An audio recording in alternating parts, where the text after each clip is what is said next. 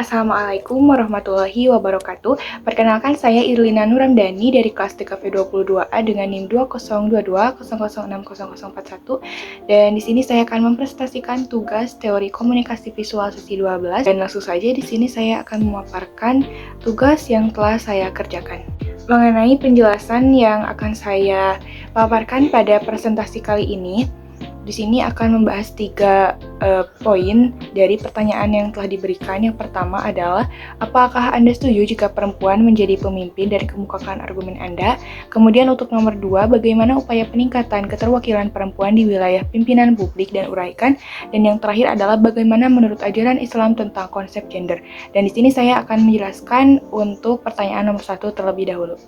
Nah, untuk pertanyaan nomor 1 itu adalah, apakah setuju jika seorang perempuan menjadi pemimpin? Sebetulnya itu adalah kaitannya dengan pandangan dan nilai-nilai pada diri masing-masing. Nah, namun dalam masyarakat modern ini, banyak orang dan banyak negara bahkan telah mengakui bahwa perempuan memiliki kemampuan yang sama dengan laki-laki untuk memimpin. Konsep kesetaraan gender itu semakin diterima, dan banyak negara telah memiliki perempuan sebagai pemimpin, bahkan dari presiden atau perdana menteri. Ini mencerminkan perubahan pandangan sosial terhadap peran perempuan dalam berbagai bidang, termasuk kepemimpinan politik dan bisnis.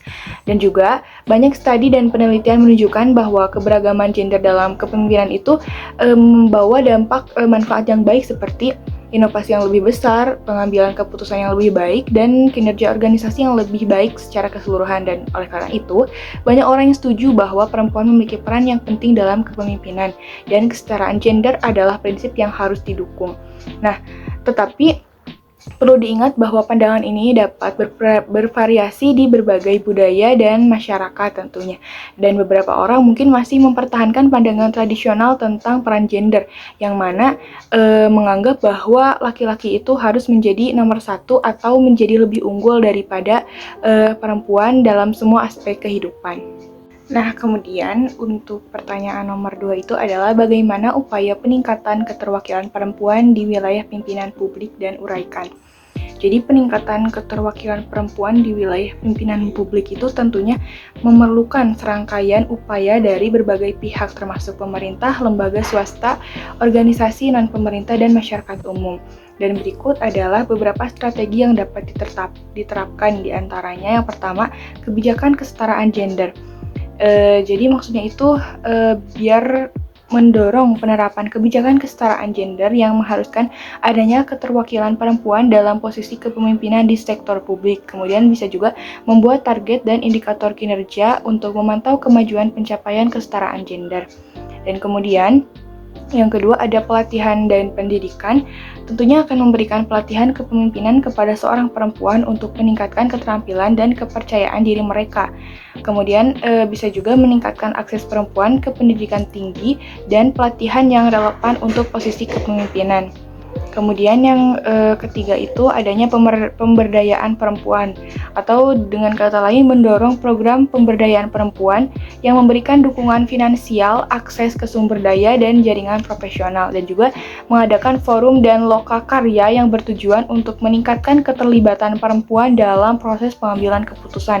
Kemudian perubahan budaya organisasi, yaitu menciptakan budaya organisasi yang mendukung kesetaraan gender dan menghormati keragaman, dan juga dapat memastikan bahwa praktik-praktik rekrutmen dan promosi didesain untuk mencegah diskriminasi gender. Kemudian poin selanjutnya ada mekanisme kuota, yaitu menerapkan kuota atau target khusus untuk keterwakilan perempuan di tingkat kepemimpinan, dan juga mendorong partisipasi perempuan dalam proses pemilihan dan nominasi.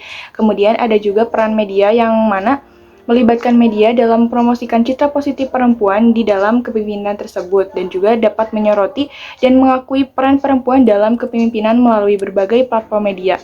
Kemudian selanjutnya ada sosialisasi dan kampanye. Nah, di sini melakukan kampanye sosialisasi, yaitu untuk meningkatkan kesadaran masyarakat tentang pentingnya keterwakilan perempuan di dalam kepemimpinan, dan juga dapat mendorong dukungan masyarakat untuk perempuan yang mencalonkan diri dalam pemilihan umum atau mengejar posisi kepemimpinan. Dan yang terakhir adalah jaringan dukungan, yang mana dapat membangun jaringan dukungan dan mentoring untuk perempuan di berbagai bidang termasuk politik dan sektor publik. Dan di sini penting untuk diingat juga bahwa kombinasi berbagai strategi ini harus dibersamai dengan komitmen yang penuh dan serius dari berbagai pihak, karena hal itu dapat membantu mencapai peningkatan keterwakilan perempuan di wilayah pimpinan publik. Kemudian dilanjutkan kepada nomor 3, nomor terakhir. Pertanyaannya, bagaimana menurut ajaran Islam tentang konsep gender?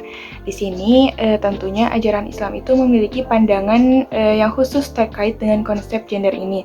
Dan pandangan itu tercermin di dalam Al-Quran tentunya dan hadis dari Nabi Muhammad SAW dan pemahaman ulama-ulama Islam tentunya.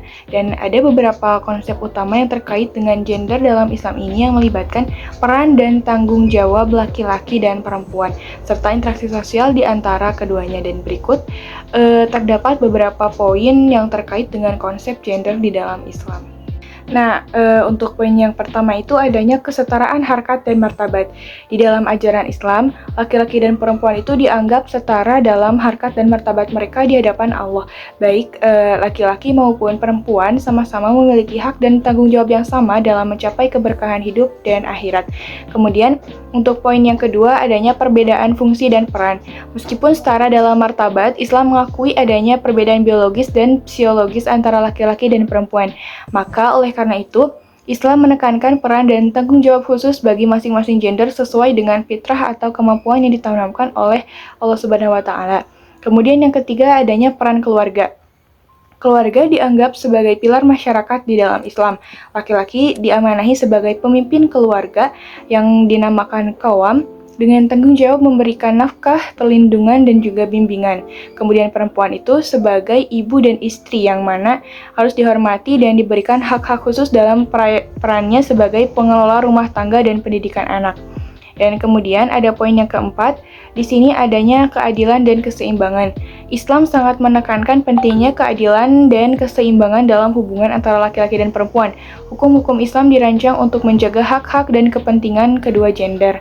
Dan di sini yang terakhir poinnya ada hak dan kewajiban, yang mana Islam memberikan hak dan kewajiban kepada laki-laki dan perempuan secara seimbang. Contohnya, baik laki-laki maupun perempuan memiliki hak waris, hak untuk mendapatkan pendidikan, dan hak untuk bekerja. Sementara keduanya juga memiliki kewajiban moral dan agama yang sama tentunya. Dan juga harus digarisbawahi bahwa interpretasi dan penerapan ajaran Islam dalam konteks ini tuh dapat bervariasi di antara komunitas dan kelompok masyarakat lainnya.